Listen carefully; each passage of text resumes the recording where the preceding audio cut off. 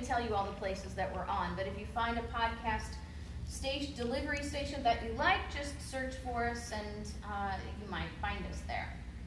And my husband was in here, JC. He and I do the radio show together.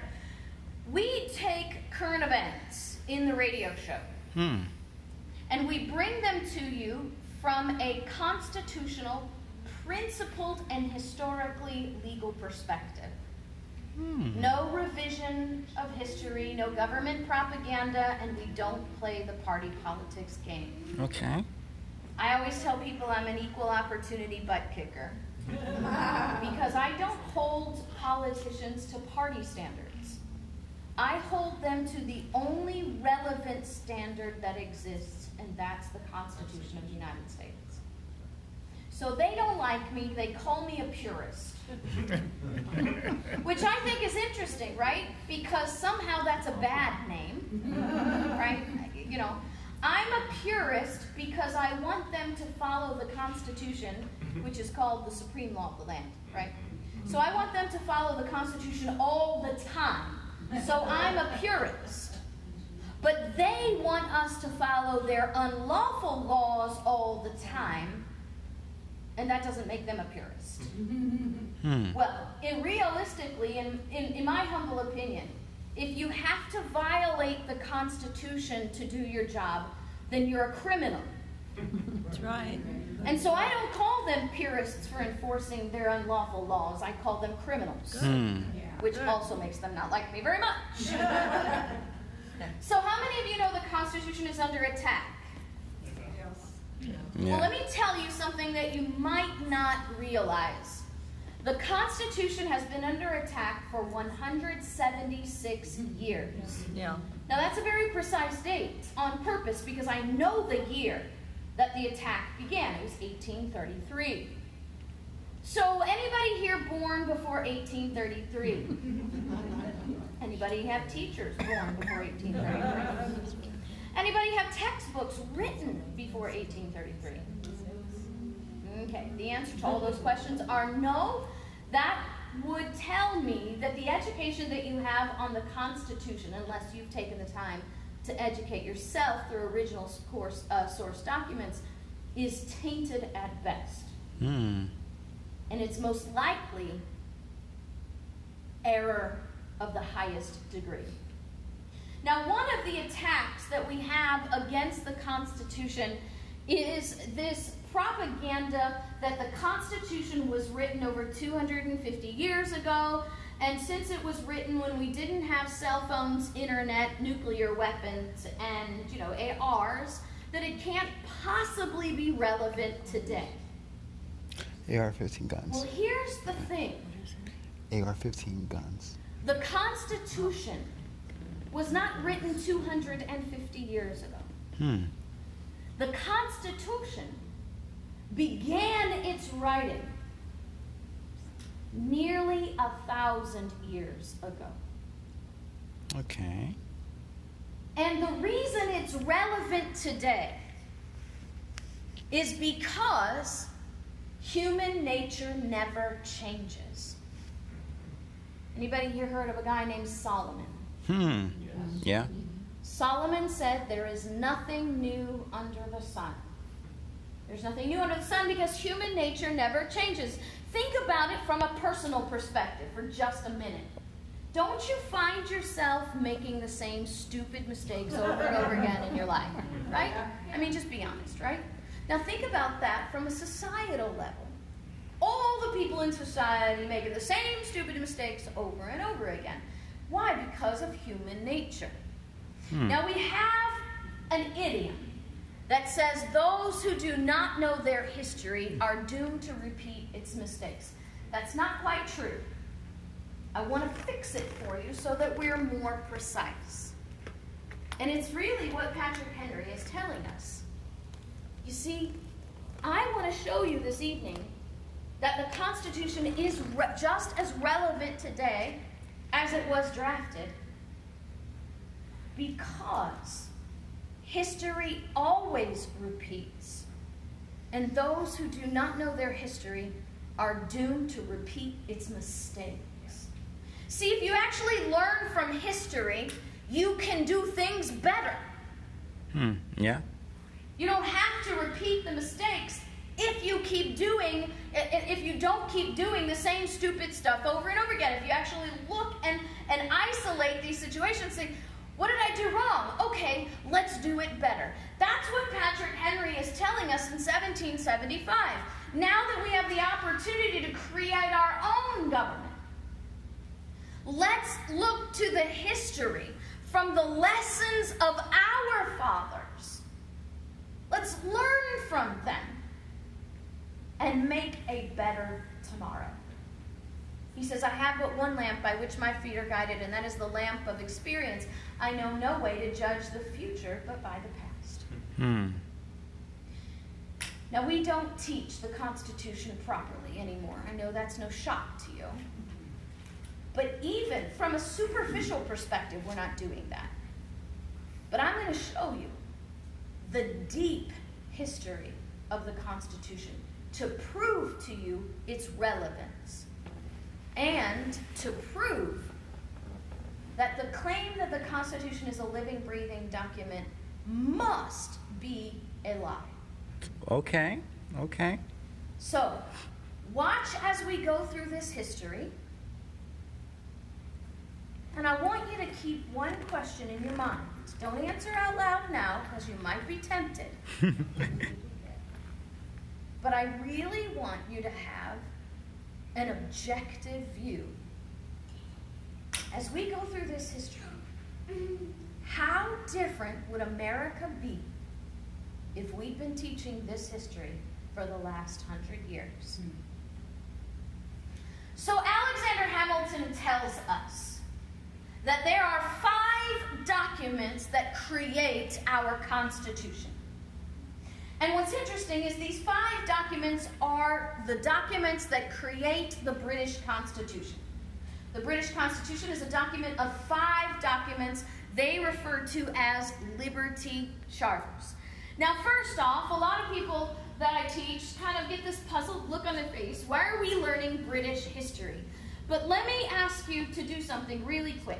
Now, when I ask you questions, generally I'm going to want you to answer out loud. You don't have to raise your hand here. This is not grade school. Just be bold and answer the questions. And don't be afraid, because I promise you I will give you no trick questions. Okay. Promise. Here's the thing. My questions will be very, very simple. You're going to think they're trick questions, but I just want to show you that this is really a simple subject to learn. The educated elite and those in power have been deceiving us for a very long time into believing that knowing how the Constitution works is not possible for people like you and me. They have been telling us if you want to know the Constitution, you have to study it for decades, or you have to be a lawyer. Well, even a lawyer is not good enough. You got to be a Supreme Court justice, and then apparently when you become, appointed to the bench, a great white dove falls down from the sky, lands on your shoulder, and departs upon you all the constitutional understanding that you need. If there's one thing that you will learn from me, is that the Constitution is not complicated, and that is on purpose. So the first question that I have for you today, just shout out loud the first name of the first person you think of when I say founding father. Thomas Jefferson. Did you ever think that these men were not Americans? Yeah. Because there was no America prior to July 2nd, 1776. We were British colonies. I mean, that was the whole reason for independence. Our Constitution is an evolution of British law, British Constitution, and the British understanding of natural law. That's why we need to know British history, because if you don't know where it came from, you can't possibly know how it's supposed to be applied today, and you can't understand why it's still relevant. Okay. Natural law is the source of our rights. Our documents declare it. We hold these truths to be self-evident, that all men are created equal and endowed by their Creator. So the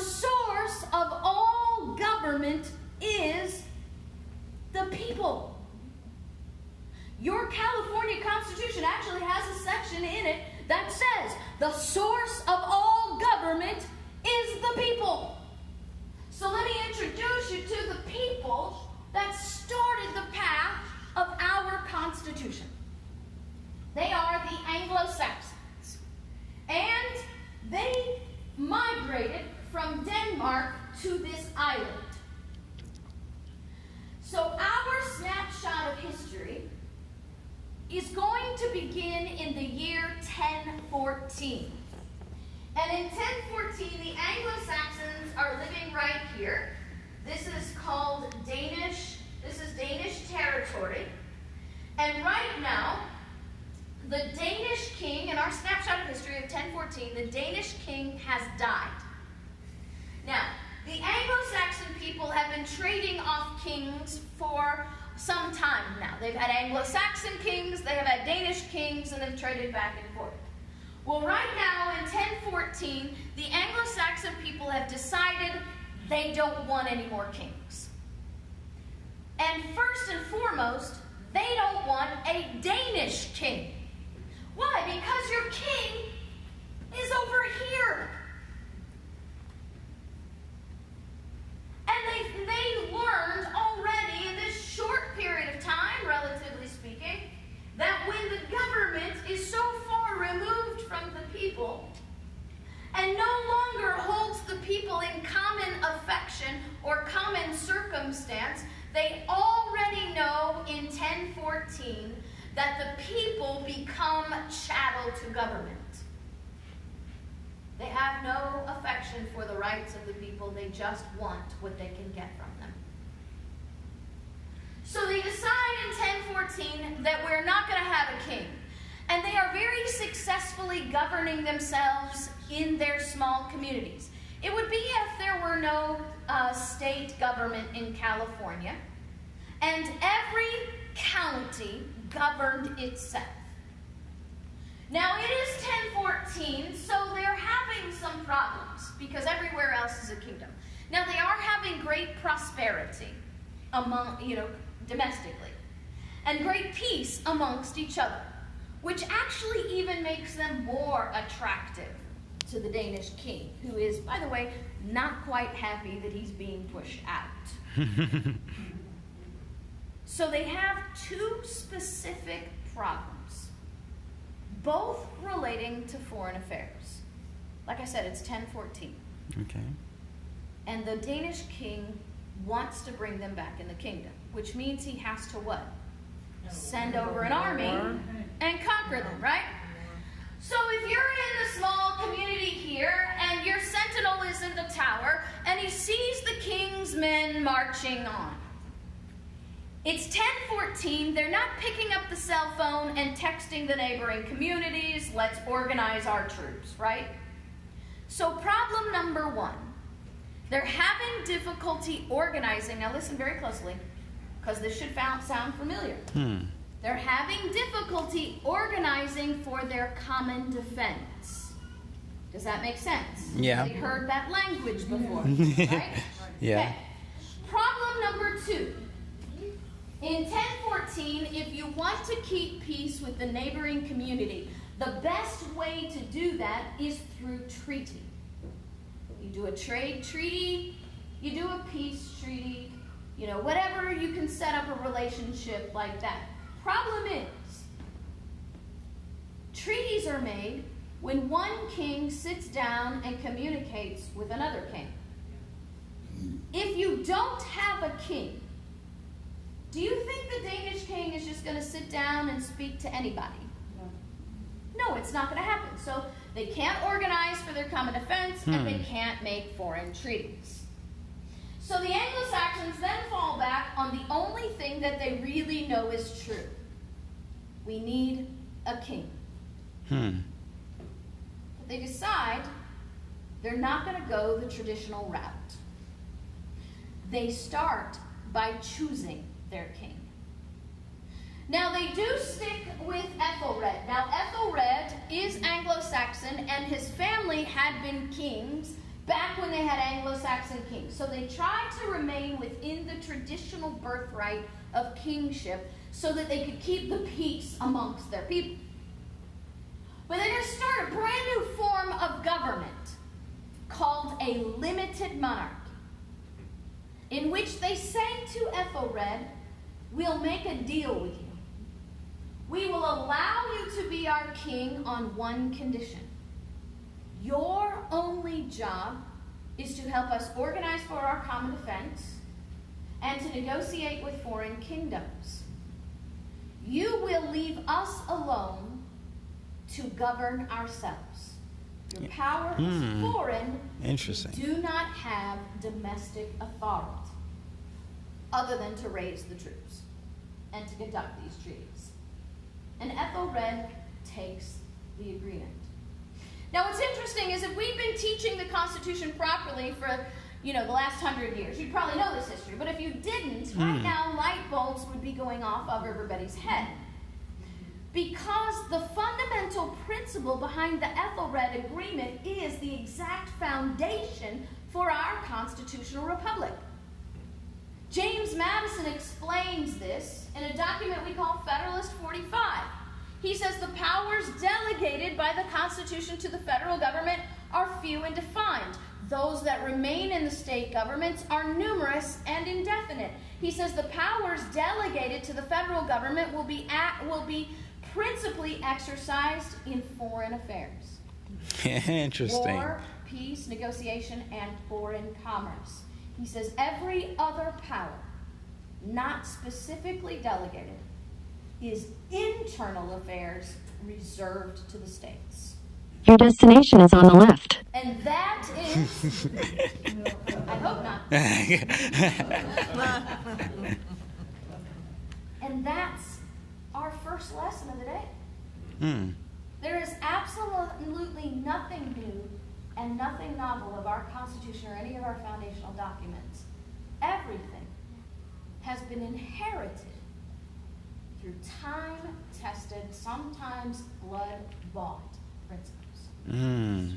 So Ethelred is king, and he has what we call a limited monarchy because his power is limited by the people. And in 30 years, we have this king. His name is Edward the Confessor. And the people love Edward. They love him because they say he is a generous king. Now let me ask you a very specific question. Does Edward, under the Ethelred Agreement, have the authority to be generous to the people? No. No. No. But you see, look how far we've come expanding government power in just 30 years because of one basic principle of human nature. People like free stuff. Well. And when the king is handing out free stuff, human nature says we don't ask where it came from or how much it might cost us later. Because remember, there is nothing in this world that is free. It costs somebody else now, or it costs somebody else later. But you will pay for it. Now we have a problem in 1066 because Edward is a beloved king. But he has produced no heir to the throne. Which means, traditionally speaking, the next in line to be king is a cousin. Because you birthright king, family tree thing. And so the next in line to be king, through this traditional procedure, is this man. His name is William I. Which brings a very big conflict for the Anglo-Saxon people. Because William is not Anglo-Saxon. He is from Normandy. Which, they don't want a foreign king. But it's doubly bad because Norman kings do not operate under limited authority. Norman kings are your stereotypical king, I say, you do, or else.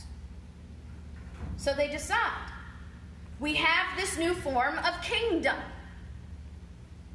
And they actually have the beginning of representative society with a group of people they call the Wittens, who are just very loosely representing the people in the authorities of the king. So they tell the Wittens, all right, we don't want William to be our king, so we need you to choose for us an Anglo-Saxon king. Since we're doing this new, let's just do it all the way. Yeah. So they choose this man to be king. His name is Harold Godwinson. Now, Harold Godwinson is Anglo-Saxon, and he's Edward's right-hand man. So they're pretty sure that they share the same ideology. Not to mention the fact that Harold is the second richest man in all of England. Well, Second only to the king himself. So they're confident he's going to be generous. But now we have a foreign conflict, because William believes that he has a right to that throne. And he is not happy that they're passing him over. Which is really bad news for the Anglo-Saxons, because William has a nickname. He is called William the Conqueror. oh, What do you suppose happens when you make a guy mad whose nickname is the Conqueror? What's he going to do? conquer. Conquer. He raises up his Norman army. He goes over and defeats Harold and the English people in a very famous battle you may have heard in school, the Battle of Hastings. Hmm. And now William is king. Now, because we haven't had kings in such a very long time, let me explain to you how kings work. A king holds the power to create law from the throne. It is called the power of decree. Decree. Now, William has absolutely no desire to be limited in his power as the king. He wants to be a Norman king operating under Norman law. Legally speaking, William could step up and issue a decree for the entire kingdom that says, because I am a Norman king rightly placed on this throne, I now decree that the entire land will be governed by Norman law. He could legally do that. But William's a smart guy, and he knows that's probably not a very good idea. Because how did William become king? He conquered, which means he's not a very popular king. And in 1066, when you don't like your king, do you start a recall petition? No, right? Do you find a new king to run against him in the next kingly election? No. What do you have to do when you don't like your king? Got overthrown. Right, raise up an army and you chop off his head. William knows this, and he wants to keep his head and his throne at the same time. So instead of issuing a decree to change the law of the land, William thinks it's better if he were to fundamentally transform the kingdom in such a way that the law is changed and the people do not notice. Now what's interesting is William in 1066 already knows the best way to get away with this. How do you change the law of the land without actually rewriting the laws? William knows. You change out the judges in the legal system with judges who are not loyal to the law of the land, but loyal to the ideology of the king.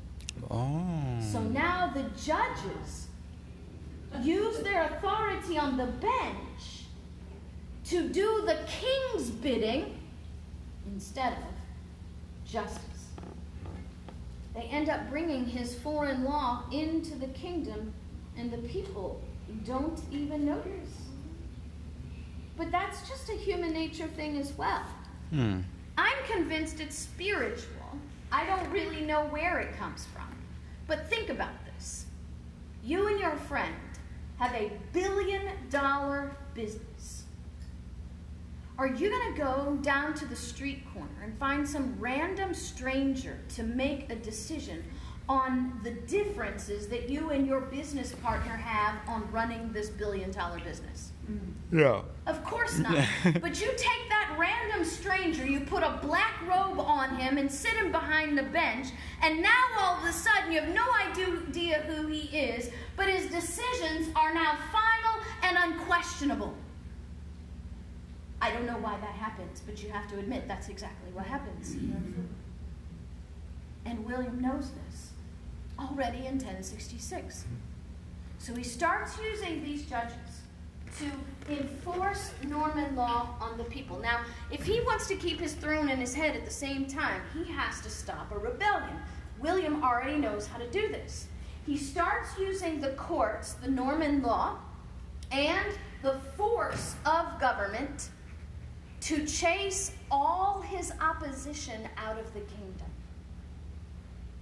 Sometimes through the force of law, sometimes through the force of government, sometimes both. chasing anyone who opposed him in the Battle of Hastings, anybody who speaks anything against him, or somebody he just doesn't like. Completely out of the kingdom. Now what's interesting is there's a provision in Norman law that says that when land becomes abandoned, the ownership of that land reverts back to the king.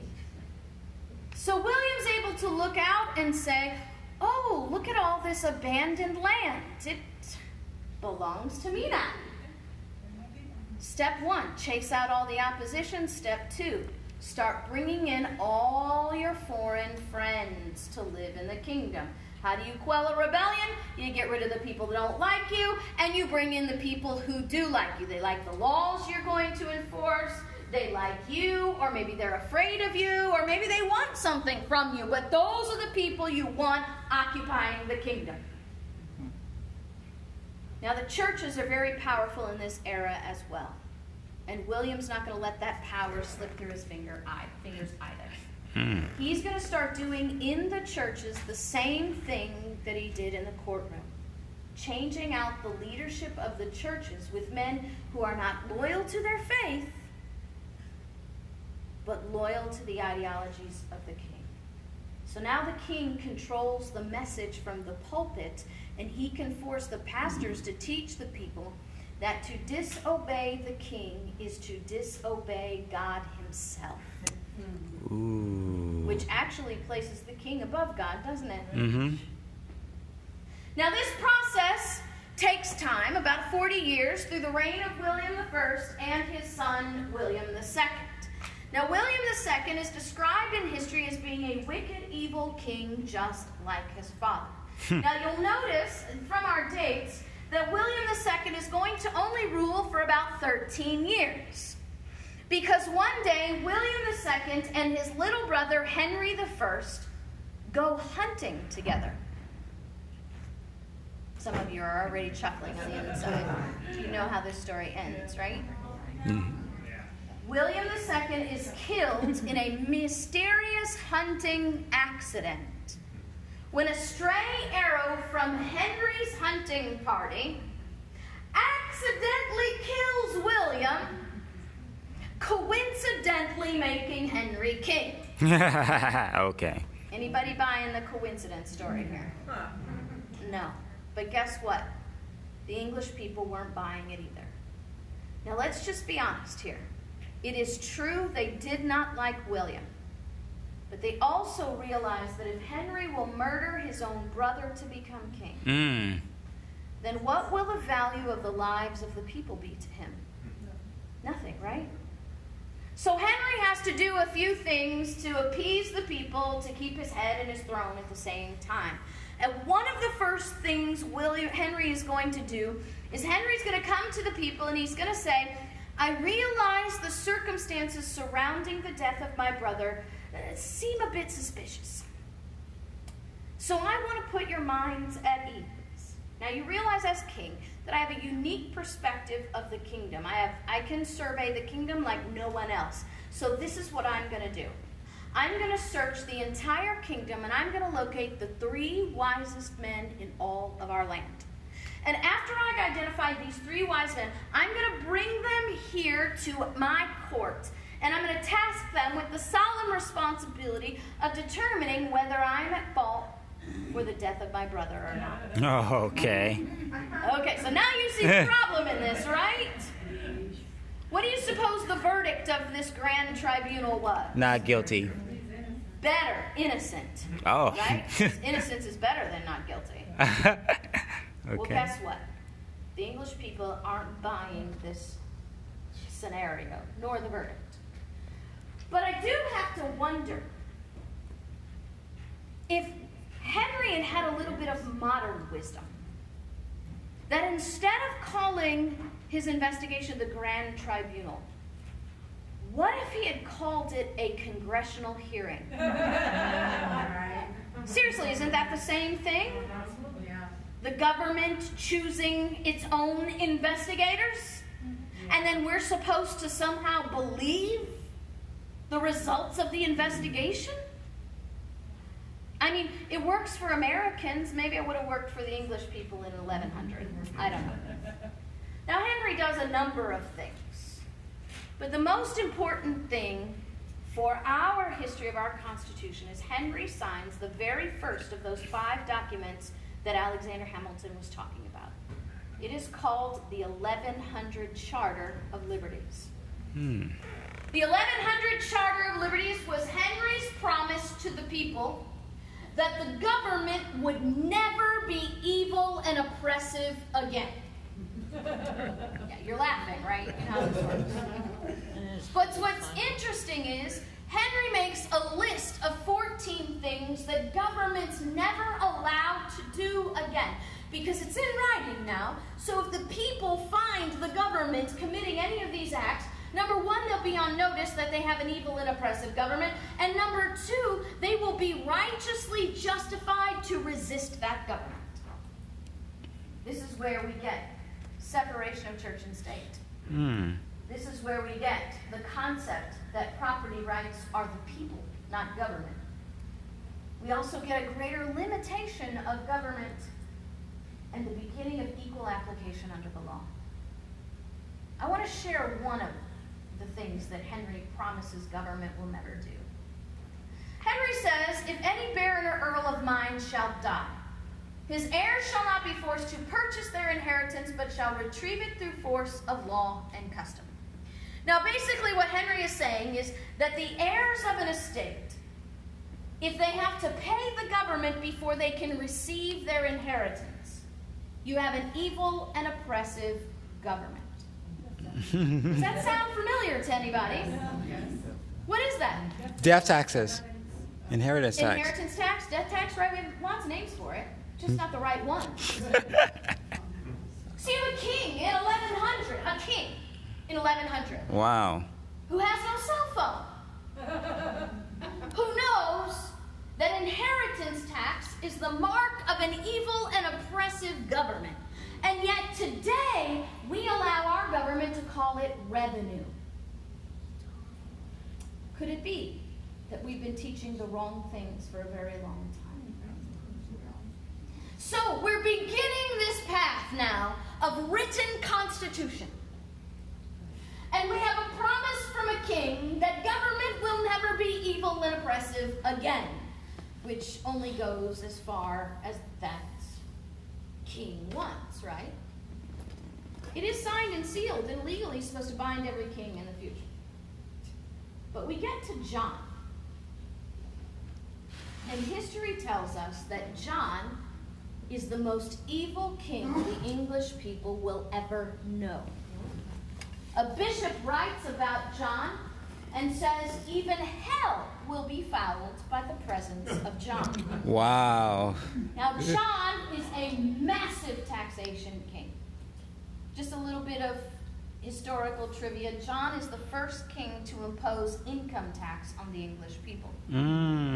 Okay. Now, if you cannot pay your taxes in John's kingdom, which is highly likely, you're going to be arrested, thrown into prison, mutilated. He is cutting off hands, feet, ears, cutting the tongues out of people who cannot afford to pay their taxes, even going so far as to execute them. You guys know John, by the way. You probably don't realize it. How many of you heard of this guy? Yeah. Right. Robin Hood.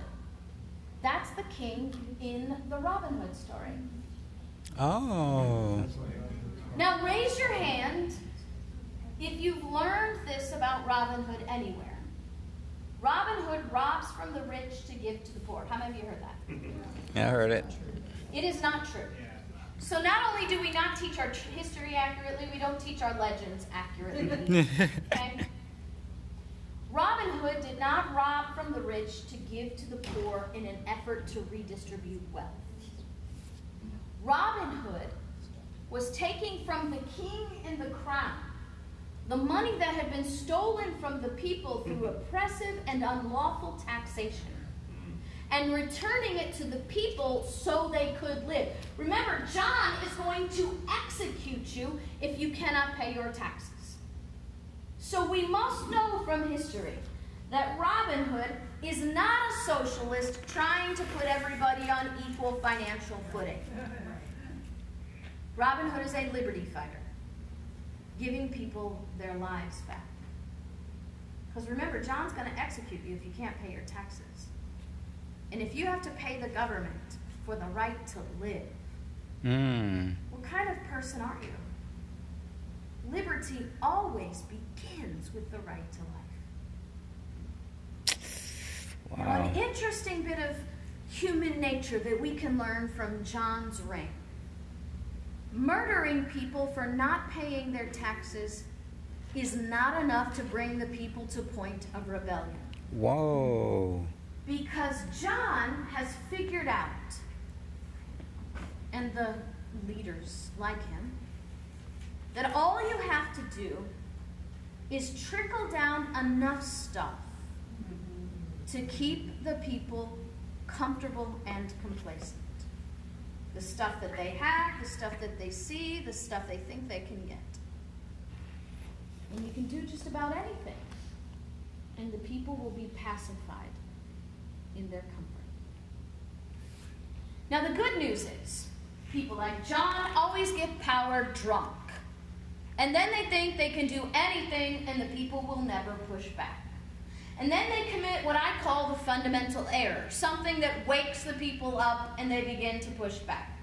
John's fundamental error involves the church. You see, the very first promise Henry makes in the 1100 Charter of Liberties is that the church will be completely free from government intrusion. This, by the way, is the definition of separation of church and state. Yeah. For centuries, separation of church and state has meant that the government has no business in your church. If the government is controlling or even influencing your church, you have an evil and oppressive government. Wow. People always say, I mean, you can hear conservatives say this, the separation of church and state is not in the Constitution. Yes, it is. Not by language, but by principle. Separation of church and state is absolutely essential to the maintenance of religious liberty. Because if the government is influencing your church, you do not have religious liberty. Our problem with saying that separation of church and state is in the Constitution is not because it's not there, but because we've been taught the wrong thing about the definition of separation of church and state. Okay, preach. For centuries, separation of church and state has always meant the government has no business in your church.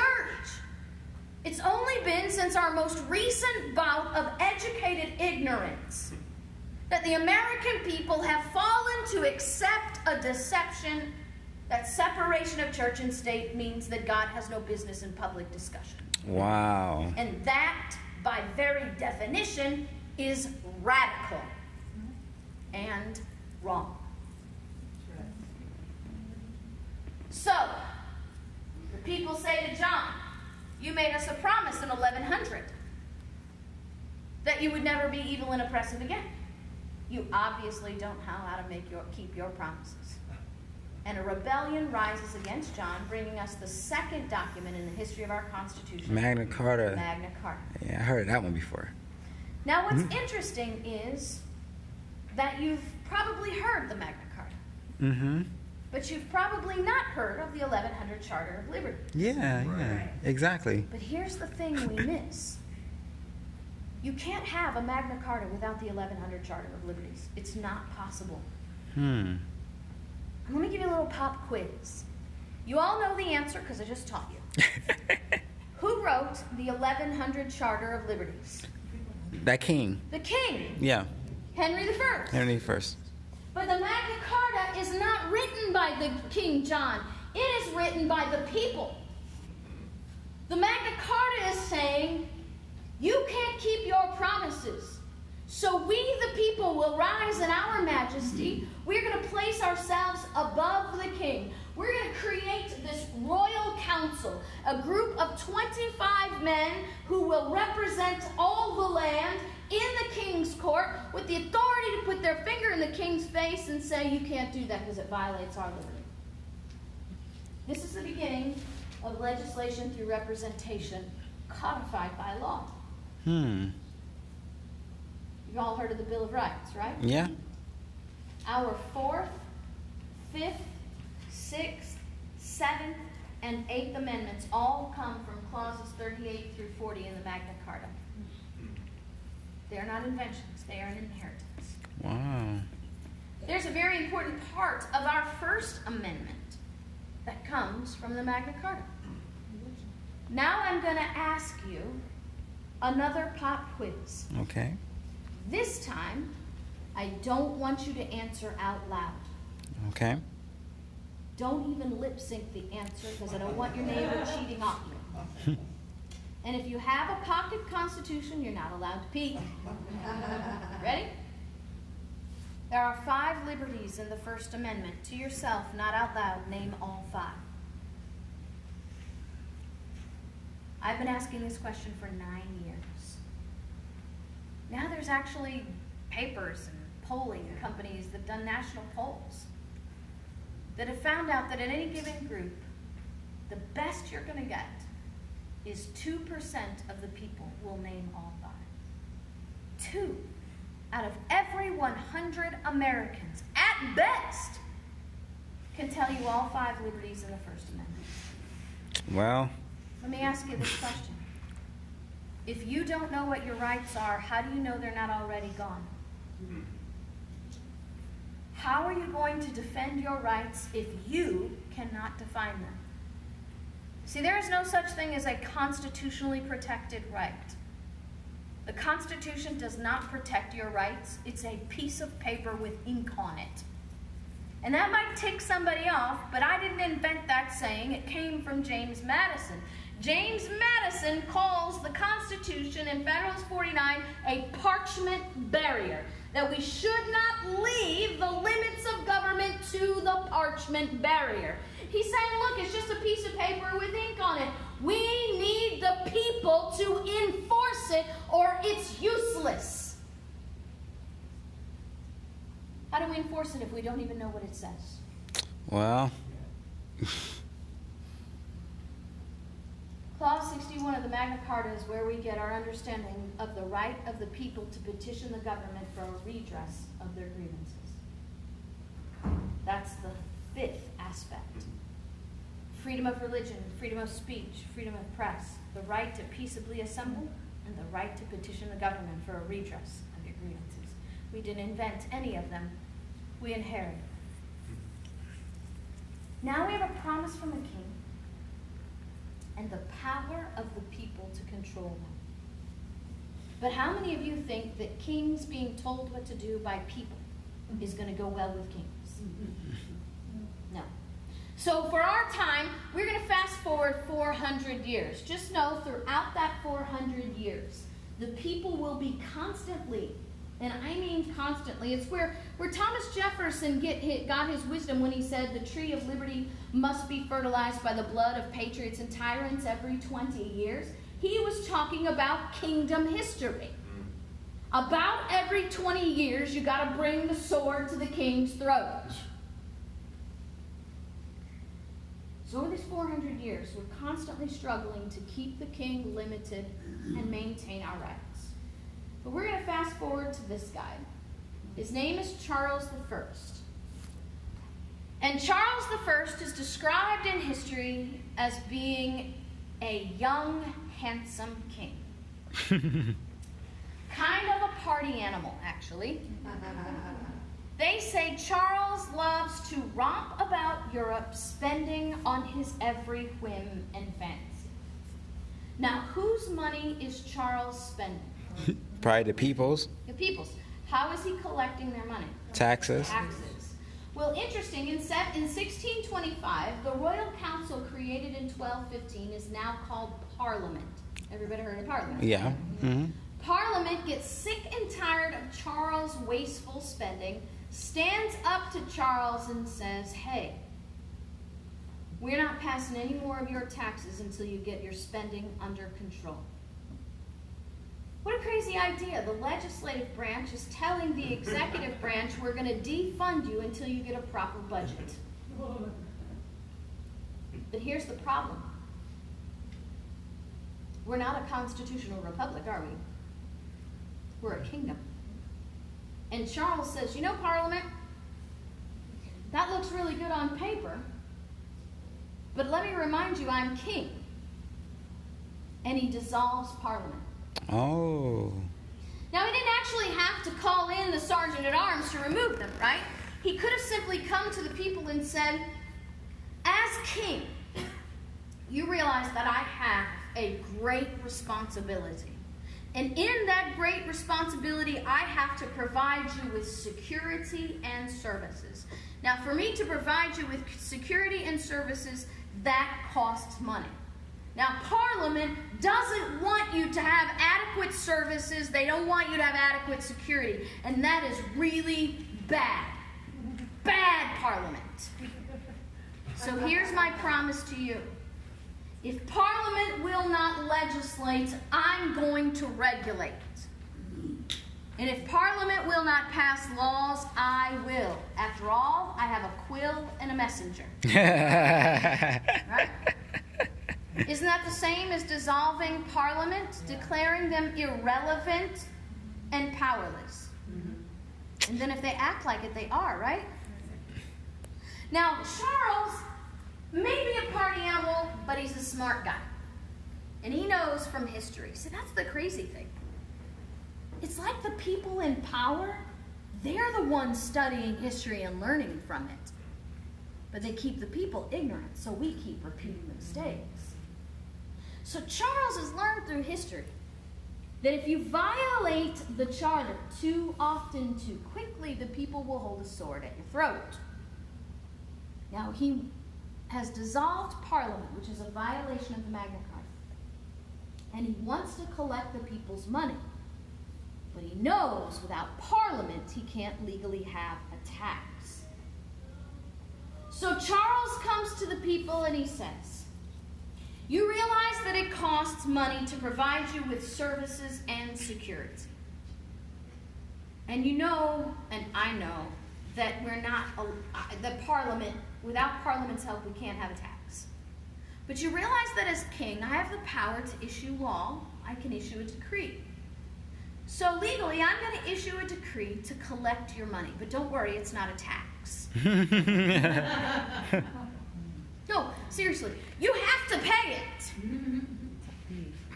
But I promise I'll pay you back later. He calls it a forced loan. Now here's the thing. 5 knights stand up to Charles. Ooh. And they say, wait a minute. Tax, mandate, we don't care what you call this. We're not enforcing this.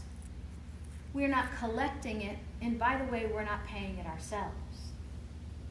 Now, Charles arrests these 5 knights and throws them in prison. He denies them their right to a trial because in 1625, every Englishman has the right to a trial by jury, by law.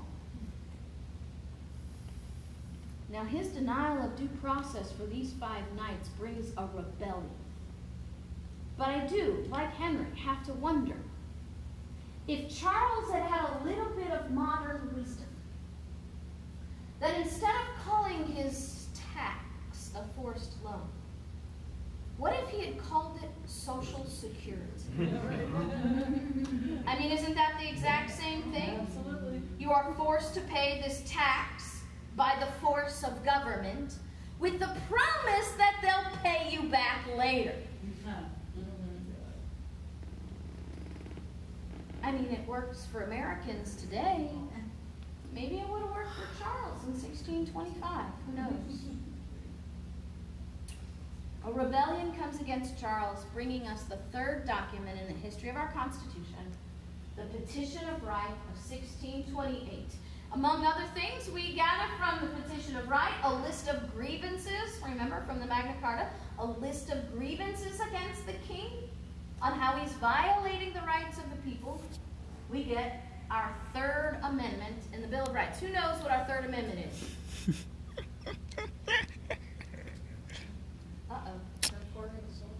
Very good. No quartering the soldier. Yay! Good job. Yay! She gets the gold star today.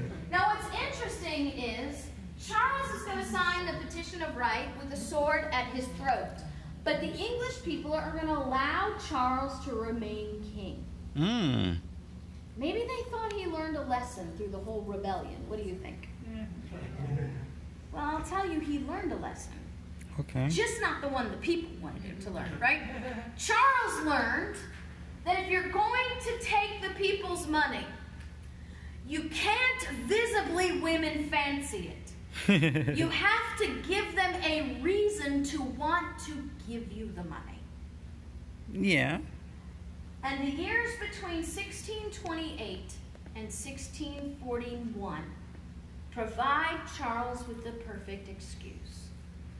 There are wars all over Europe. And Charles, remember, these people live on an island. They're not attached to Europe. But Charles is able to come to the people and say, hey, you see that over there? You see all our friends fighting wars in their land? Let me ask you a very important question. Do you want those wars to come here to our kingdom? Of course not. I have the perfect plan to keep those wars over there from coming here. It really is the perfect plan. See, all you have to do is give me your tax dollars, and I'll make sure that all our allies are adequately funded. That means they'll be superior in power and strength, and they'll win their wars over there. And if they win their wars over there, what does that mean for us? We're going to be peace. We have peace. They won't come here, right? Yeah. See, I told you it was the perfect plan. It makes total sense. It's just a matter of national security that you pay your taxes.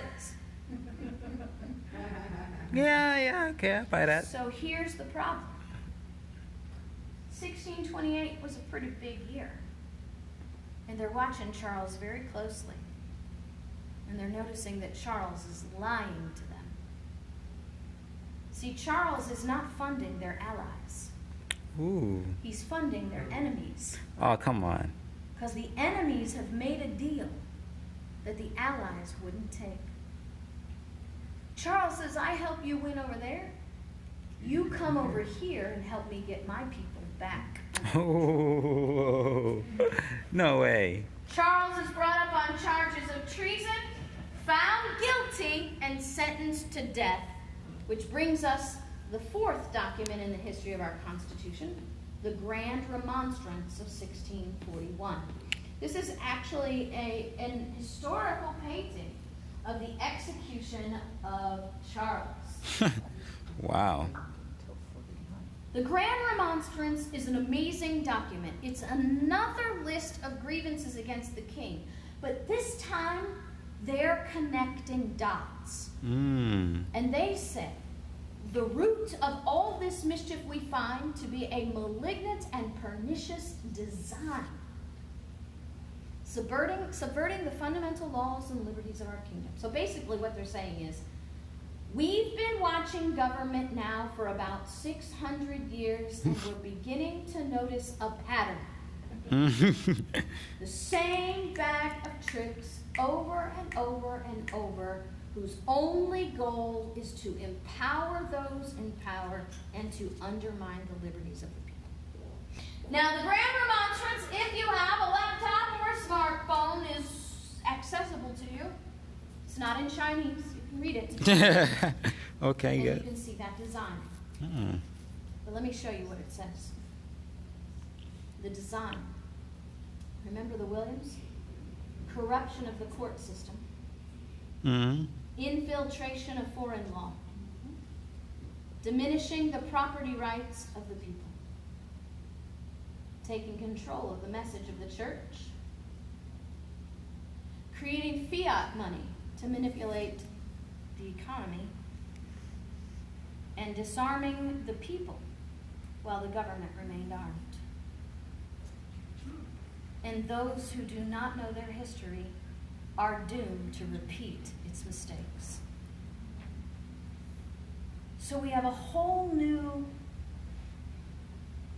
Declaration of Rights, a new limit on the king. I want you to see the hope that's in this, because it's really powerful when you look at it from the proper perspective.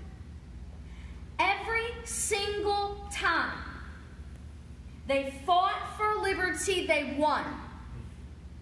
And every single time they limited government more and expanded the liberty of the people. But they had a continued problem. They always had kings. And it doesn't matter how much you limit a king. You keep calling him a king, and he's going to start acting like one. But it affects the people as well. You start treating someone like a king, and then the people start acting like subjects. Well. So 40 years later, James is king. He's a descendant of Charles I. And James, he's pretty proud of himself. He thinks he's a great king. Is this the same King James? No, this is a great-great-grandson. Okay, cool. King James II says, I'm going to give you something you've never had before. Oh, wait, he may be the son or the grandson of James I. The son or the grandson, I don't remember which one. Because Charles is James' great-great-grandfather. Okay? So James II says, I'm going to give you something you've never had before. I'm going to issue a decree that establishes religious liberty in this kingdom. It's going to be called the Declaration of Indulgence, and by my law, you no longer have to be a member of the Church of England. You can have church anywhere you want, anytime you want, with any pastor you want, preach anything you want, and the government will not persecute you or prosecute you. On one condition. Before you have church, you must inform the king where you'll be meeting, when you'll be meeting, who will be preaching, what will be said, and you must promise that you will never say anything bad about the king in church. It's punishable by death. Now, how many of you, by show of hands, thinks that sounds like religious liberty? Okay, well, the English people didn't think so either. But let me ask you, from a modern perspective, how many of you believe that sounds like what we call today a 501c3? Okay, well, I told you in the introduction I practiced First Amendment law for several years. I can tell you that a 501c3 is precisely what James II is demanding. Because you see, the whole IRS 501c3 letter for tax exemption is a deception from the beginning. Your churches do not have to have a 501c3 letter of permission from the IRS to be tax deductible. And all it takes is a little bit of logic to understand that. How long have there been churches in America? Forever. Since the beginning. Since the beginning. When did the 501c3 start? Our churches have always been tax deductible entities by the nature of being churches. We don't need IRS approval. But when our churches and their leaders get duped into thinking that they have to have a permission letter from the IRS, when they fill out that form, they tell the government, the IRS, the king, where they'll be preaching. Who will be preaching, right? They have to give the board of directors. If the IRS disputes whether they're actually a religious entity or not, they will have to show proof of what they'll be preaching. And most of our pastors and the majority of our congregations actually believe that the pastor cannot talk about government from the pulpit. Wow. which is absolutely a lie Wow. because it's not even in the 501c3 laws. Wow. Oh, man. Think we've been teaching the wrong things for a very long time? Yeah? Well, what's the difference between 1688 and 2019? The difference is 7 bishops stood up to the king and said, guess what? We have a promise over 500 years old that says you have no business in our church. So we're not following your decree, but we're still going to preach whatever we want. Now, James arrests these 7 bishops and throws them into prison, charges them with a crime of seditious libel, which is very interesting because the crime of seditious libel declares that truth is no defense. So James is not worried about giving them a trial by jury of their peers because he realizes that even if what they were complaining about is factual, it's irrelevant. They still get to die. But here's the interesting thing.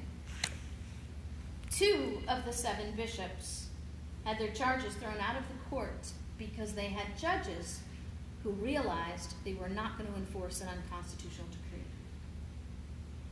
The other 5 were acquitted by a jury of their peers because the jury said, we don't care if they did everything that they did, the law says they did. That is an unjust law, and we will not find them guilty of it.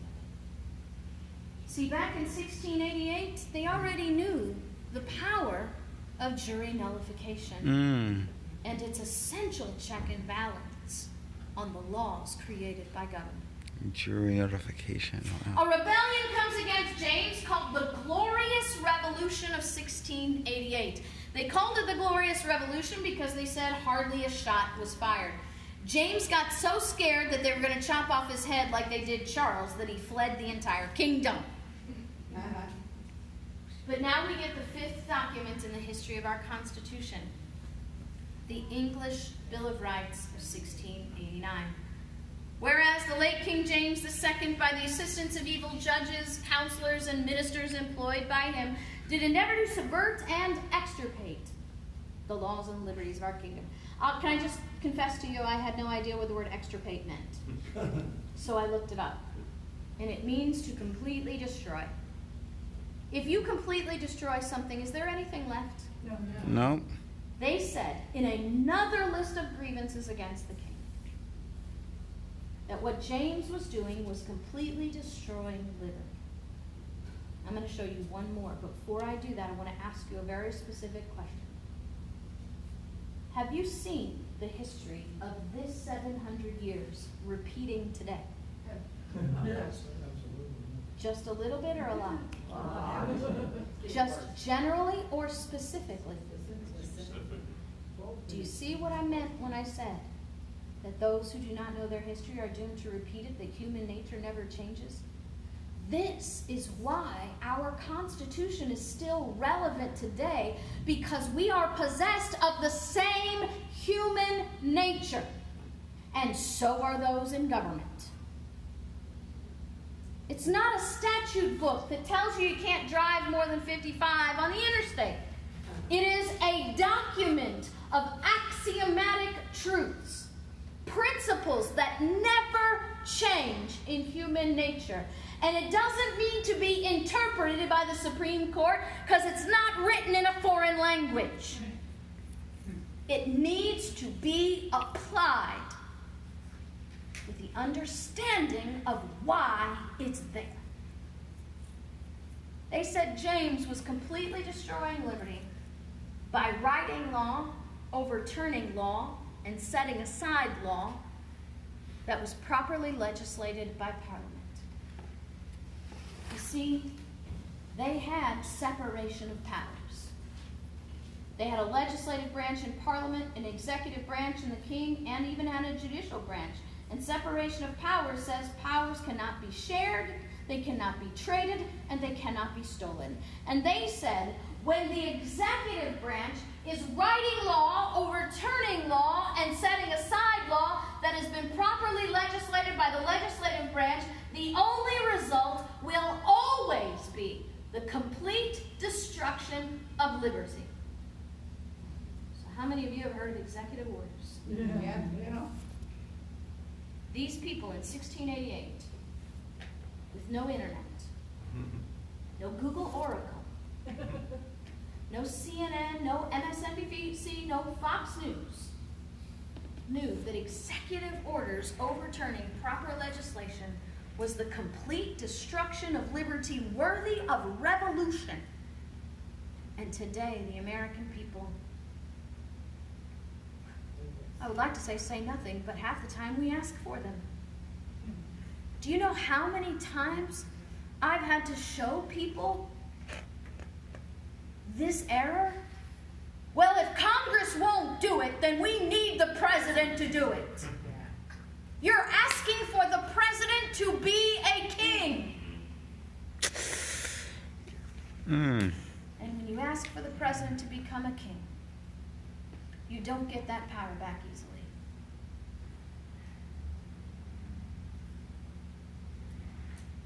A little bit of historical trivia. Decrees and executive orders as they're used today are basically the same thing. When was the last decree written by a British... You guys realize we have British monarchy still today, right? Yeah. It's not a king, it's a queen. So the year of the last decree written by a British king or queen. Anybody know? Don't know. 1688. It resulted in the Glorious Revolution of 1689. Our presidents exercise more power than British kings have exercised since 1688. And the American people don't make the connection. You see, George III did not invent tyranny, and Thomas Jefferson did not invent liberty. The Declaration of Independence is actually a British legal document required by Clause 61 of the Magna Carta. Clause 61 of the Magna Carta requires the people to send an issue of their grievances to the king. It says then by law that the king has 40 days to redress those grievances, to make the people whole. Clause 61 of the Magna Carta says that if the king fails to redress the grievances of the people in 40 days, the people and their sheriff, called a shiree, have the authority, this is in writing, to assail the king to whatever degree is necessary to be made whole. To include everything that the king owns except for a castle and the lives of their families. You see, the Declaration of Independence was not a bunch of British people going rogue.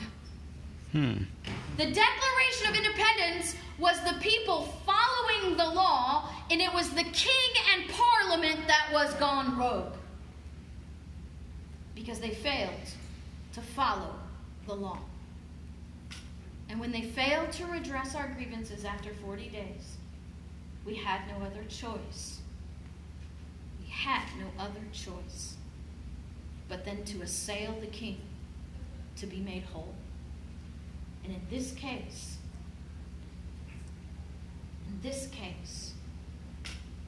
it was to declare independence.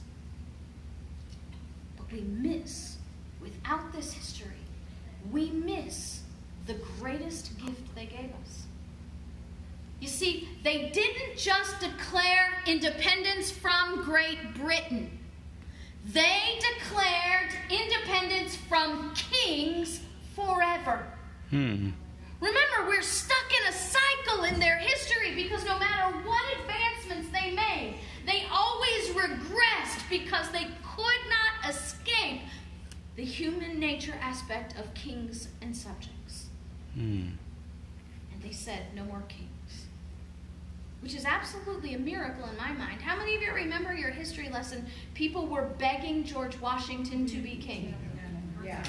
Right? That's how close we were to becoming the king, the kingdom of America. But we had some people that said, wait a minute. I have but one lamp by which my feet are guided, and that is the lamp of experience. I know no way to judge the future, but by the past. If we do this kingdom thing over and over again, we can guarantee our future. We want something different. We want to secure the blessings of liberty, not just for ourselves, but for our posterity. Mm-hmm.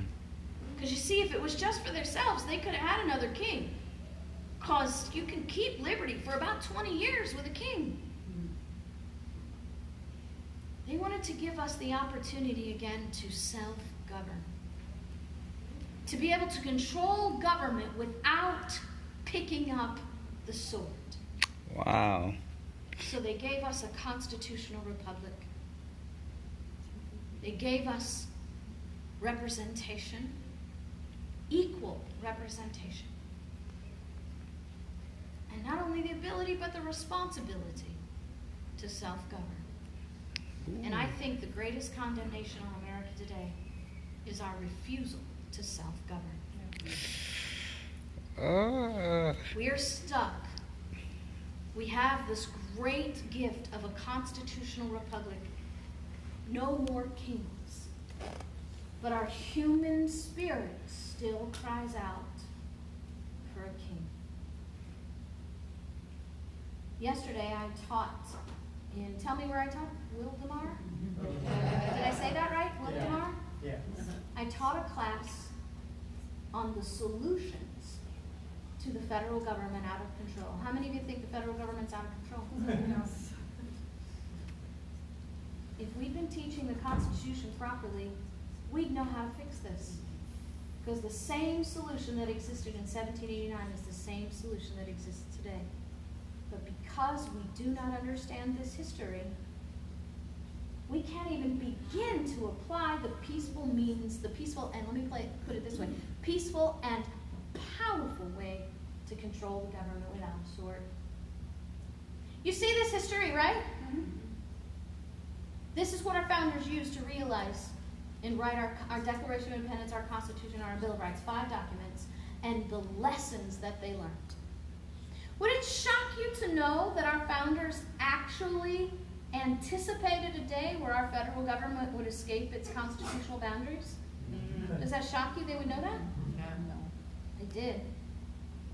And they wrote a plan of solution to fix it when it happens. But we don't even teach this. And the solution is just as simple as understanding this history lesson. But we've been deceived, distracted, discouraged, which keeps us feeling depressed and defeated before we even get started. It's time to change that. And if we learn one thing from this history, when we stand for liberty, we always win. And every time we've learned lessons, we have greater protection of liberty and more control of government. You see, in my perspective, from a historical perspective, from a huge human nature perspective, all we have to do is stand and expect the great things to come. Because history is that lamp. We are guaranteed to know the future when we do what we're supposed to do. But that requires proper education. Samuel Adams said, "No people will tamely surrender their liberties nor be easily subdued when knowledge is diffused and virtue is preserved." He said, "But on the contrary, when the people become universally ignorant and debauched in their manners, they will sink underneath their own weight without the aid of foreign invaders." Our greatest threat in America is not ISIS, nor is it the invasion coming through the Mexico border. Our greatest threat is the ignorance of the people, allowing Washington, D.C. to rule over us like kings. Woo! Shoot.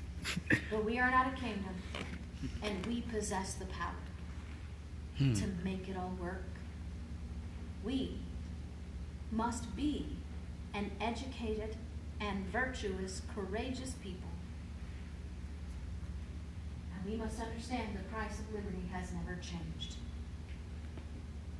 We've become, just check me if I'm wrong. I believe we become pacified in prosperity, lazy in luxury, Ooh. complacent and compliant in our comfort. And we're afraid of losing the things that make us comfortable. Yeah. But if you will not fight for the right when you can easily win without bloodshed, if you will not fight when the victory is sure and not too costly, you'll be forced to fight when the odds are against you and you have a precarious chance of survival. But there will be a worse case. You will be forced to fight when there is no hope, because it's better to perish than to live as a slave. We have the opportunity today to change our behavior today and win a victory that's not too costly and guaranteed. But we keep putting this off, and I don't know about you, but I know history. You and I will not see that final consequence. We're still too comfortable, and those in power have figured out just to trickle down enough to keep us comfortable. But we will force on these young people a guaranteed future where they will have to buy back a gift that we were supposed to give to them, and they will be forced to do it with their blood. So we simply have to make the decision today. Do we stand now when we can, peacefully? Or do we be held in contempt by their generation because we loved our comfort too much? There is so much hope in this lesson. So much hope. So much encouragement. So much guarantee. We just simply have to act. Now let me ask you the question again. How different would America be today if we'd been teaching this history for the last 100 years? How many of you think we need to start teaching it today? Then do it. Then do it. It is not the community's responsibility to educate our children. It is not the government's responsibility to educate our children. God did not give our children to government. Our children are our inheritance. And when we stand before God one day, we won't be able to say, but his teacher, but the textbook, but the superintendent. It's not going to work. So we can take charge tomorrow. You can actually start teaching them tomorrow. There's no chance. Grandparents, you're the perfect homeschool teachers. They love you more than mom and dad anyway. They listen to you. They respect you. Mom and dad, as they get older, get dumber and dumber. But grandma and grandpa don't. I mean, my son is 13 years old, and I've just figured out I'm the dumbest woman on the planet. In about 10 years, I'll be brilliant again. But aunts and uncles, you can be the teachers too. And we want to give you the opportunity to learn that. So, we have online, libertyfirstuniversity.com. It is a membership-based program. By the way, it's called Liberty First University, but we don't give diplomas like colleges. We give education, unlike the colleges. Yeah. Okay? So it's a membership-based program, and we have lots of homeschool children. We have lots of public school kids, and we have people from 6 to 96 enrolled. People with PhDs in American history, law students, because they don't learn about the Constitution in law school.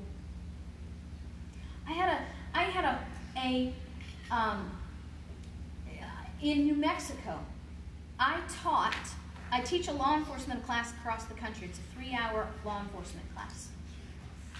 I had nearly every single sheriff from the state of New Mexico in this 3-hour training class, plus a retired district judge. And the district judge went to the event planner after my class and he said, I just want you to know that I came to this class to be a pain in her aunt. He said, but I have nothing to say. She blew my mind. Why? Because we have been teaching the wrong things for a very long time, and that includes our law schools as well. Now, we don't charge any speaking fees. We work off the generosity of people. And you can partner with us several different ways. We like the partnership where you get a mutually shared benefit, right? Mm-hmm. The membership at Liberty First University is a monthly subscription. So monthly you support us, but monthly you get an education at the same time. We have books and DVDs back there that will help disciple you. See, I'm not here to just convert you. I want to disciple you as well.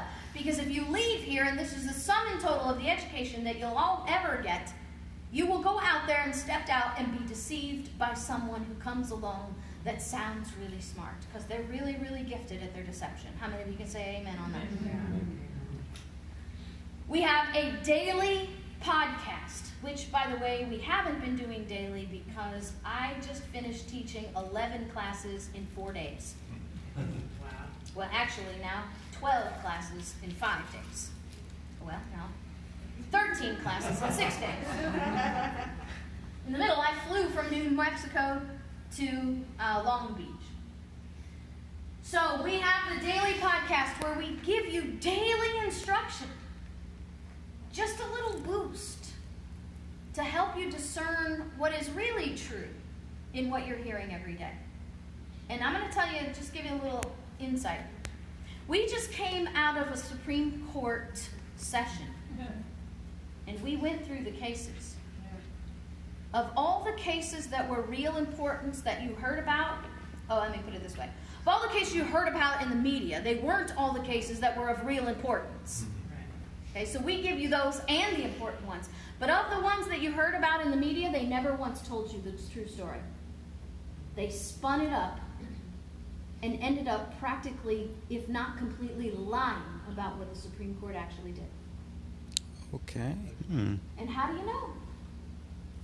I have a really brilliant friend in New York, and you know what she said?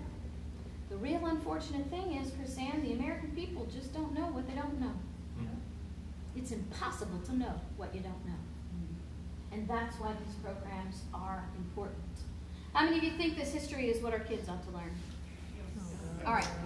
On the back table, we have a book, Essential Stories for Junior Patriots. It is the history I just taught you.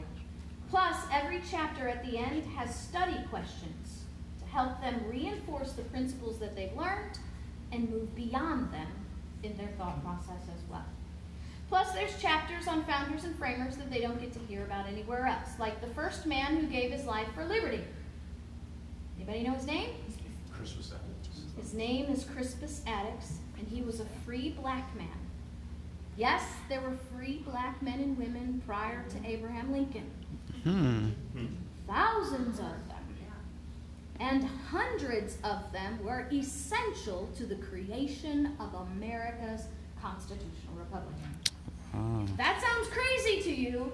My husband has a course back there on DVD called More Than Victims, America's Hidden Black History, where he will introduce you to many of these black men and women who were born free in America prior to the Emancipation Proclamation, who were patriots, soldiers, politicians, entrepreneurs, philanthropists, spies,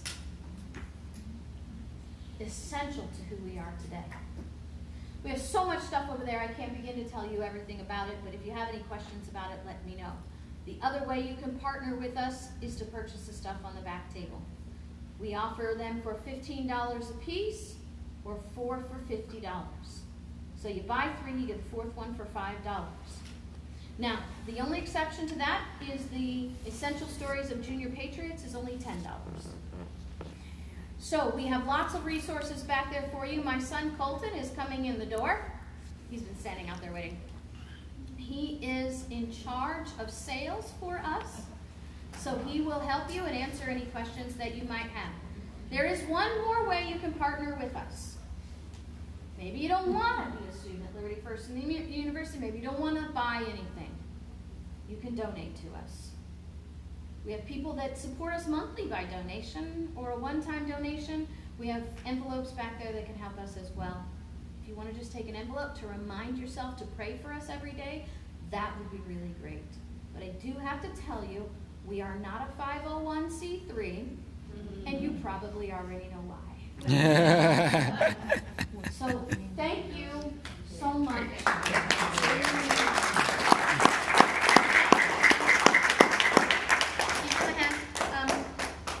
Tell me your name again. Eric, stand up. Thank you. He has volunteered to help sponsor us. Thank you for all the traveling you do, and we all thank you for everything that we see you do online, and I'm sure everyone here follows you online. If you don't, you need to. Yeah, I'm gonna start doing that. So they are going to lock these doors at 9 o'clock, so I want all of you, if you need to use the restroom before you hit the road, please do that right